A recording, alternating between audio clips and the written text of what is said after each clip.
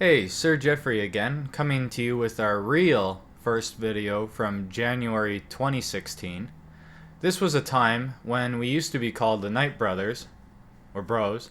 The backstory behind this was that we had the idea for a channel that would combine Sir Godfrey's history background in museum studies with my artistic background in animation.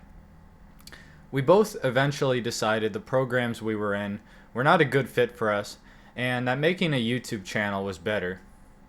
As a side note, right now SunnyBob12 is being made. So in October of 2015, our mother died from a long battle with cancer. She served the Canadian Armed Forces with honor and duty. When I was in the hospital with her, I had drawn up some sketches of Napoleon, and I guess that is what led to the idea for the first video and the creation of the channel. In a way, we feel that if our mother had not died, this channel wouldn't exist. And I mean that in the best way possible. Anyways, I hope you enjoy this video, and peace out.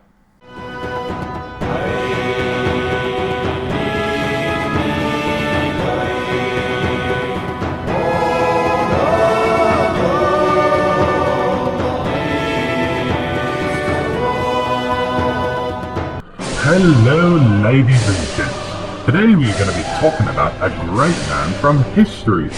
Godfrey, do you mind telling our audience who this chap was? Yes, Jeffrey. His name was Napoleon. Ah yes, Napoleon Bonaparte. And his original name, Napoleone di Bonaparte. Jeffrey, no one gives a fuck about his full name. I mean, come on. Everyone knows Napoleon. Yes, but the real question everyone has in their minds is, who was Napoleon? And was he a dick?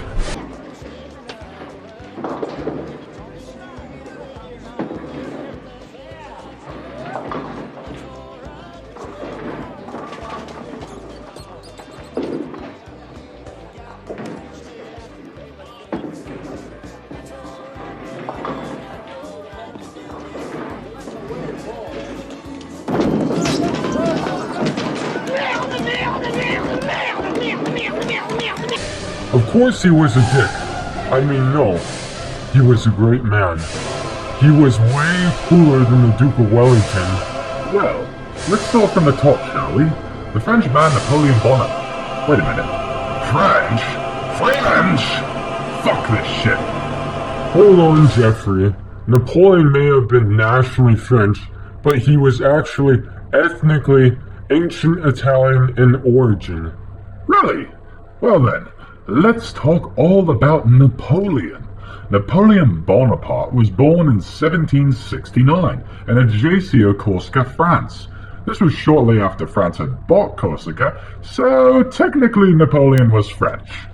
And Napoleon didn't look like this dipshit.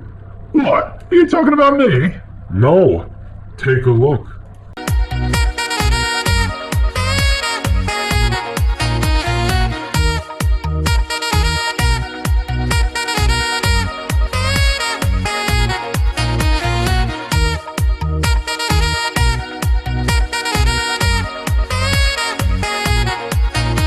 Yeah, that's an ugly Napoleon if I do say so myself. Told ya. Well, draw near the campfire, people. We have a grand story to tell. His family had received French nobility status when France made Corsica a province in that year, and Napoleon was sent to France in 1777 to study at the Royal Military School in Brienne. In 1784, Napoleon spent a year studying at École Militaire in Paris, graduating as a second lieutenant of artillery. Sent to Valence on the peacetime mission, Napoleon whiled away the hours there, educating himself in history and geography. During the tumultuous years of the French Revolution, Napoleon fought well for the Republic, helping to defeat the British at Toulon. For his services there, he was made a brigadier general. After the Directory came to power, Napoleon married Josephine de Beauharnais and gained command of the French army in Italy, where After defeating the Austrians in 1797, he negotiated the Treaty of Campo Formio. This victory boosted Napoleon to widespread popularity when he returned to France. Eager to get rid of this potential challenger, the Directory agreed to let Napoleon take an army on an Egyptian campaign to capture Egypt and hamper British shipping to India. Like, why the hell am I reading this? I hate the French! Jeffrey, shut the fuck up. Napoleon's campaign in Egypt did not go as planned, and when he heard that the Directory was losing power, he abandoned his army and rapidly returned to Paris to take advantage of the situation, typical of a Frenchman. That is bullshit! Becoming the first of 3 consuls in the new government proclaimed in 1799. Now here's the juicy part. As first consul, Napoleon began a program to consolidate his power. He ended the current rift between France and the Church by instituting the Concordat of 1801. France was then involved in several wars. In 1802, Napoleon signed the Peace of Amiens, a temporary peace with the British. In order to be able to concentrate solely on his European affairs, he sold France's Louisiana territory to the U.S. in 1803. And in 1804, he set the foundation for much of Europe's legal system by establishing the Napoleonic Code. In 1804, Napoleon did away with the consulate and crowned himself emperor in an extravagant coronation ceremony. In 1805, Napoleon was planning an invasion of England when the Russian and Austrian armies began marching towards France. Napoleon's forces defeated them at Austerlitz, but not before the British fleet had destroyed Napoleon's navy at Trafalgar. At this time, Napoleon expanded his empire by creating the Confederation of the Rhine in Germany and the Grand Duchy of Warsaw in Poland. By now, Napoleon controlled almost all of Western Europe, with the exception of Spain. He decided to try and restore the economy of his major enemy, Britain, by instituting a continental system, under which all European ports would refuse to accept British shipments. He failed in this task, and in trying to force Spain to comply, touched off the Peninsula War. Russia and Prussia, however, did cooperate with Napoleon for a few years under the Treaty of Tilsit in 1807.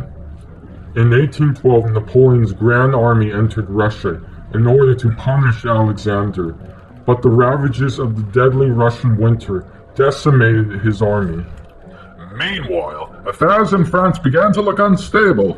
Napoleon rushed back to Paris and raised a new army, only to be defeated by a coalition of European forces at Leipzig in 1814. Napoleon was then exiled to the Isle of Elba, where he plotted his return. With the great powers of Europe deep in negotiations over how to redivide the continent, Napoleon escaped from Elba, sneaked into France, and raised a new army in the period known as the 100 Days. In June 1815, the armies of Wellington and Blucher defeated Napoleon at Waterloo. Napoleon was again exiled, this time to distant St. Helena in the South Atlantic, where he died in 1821. So what made Napoleon so great outside of his military accomplishments? First off, through the creation of his own bulletins, articles for the official press, campaign newspapers, medallions, and selected patronage of the arts, Napoleon was the first modern man to create and publicize the image he wanted portrayed. The effects of this calculated positive public image on events from 1796 onwards cannot be underestimated in contributing to his political and military success. He ended the French Revolution. After 10 years of civil strife, constant violence, topsy-turvy governments, revolution, counter-revolution, counter-counter-revolution, economic instability, and general uncertainty, the French people just wanted someone to bring stability to the nation on all these fronts. After the coup d'etat of 18 Brumaire, they finally had it. Napoleon Bonaparte.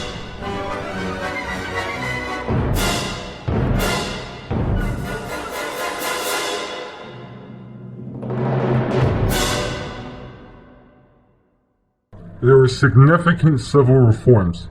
In the span of just a few short years, he accomplished what some nations take decades, or in some cases, centuries to achieve. Complete rewrite of the legal code, Code Napoleon, created the Banque de France to restore financial stability, reformed the education system, instituted an extensive program of public works, building roads, bridges, canals, dredging harbors, and beautifying cities, especially Paris, centralized the governmental system, which is still in effect today in France, settled the dispute with the Catholic Church, concorded, the list goes on. A meritocracy.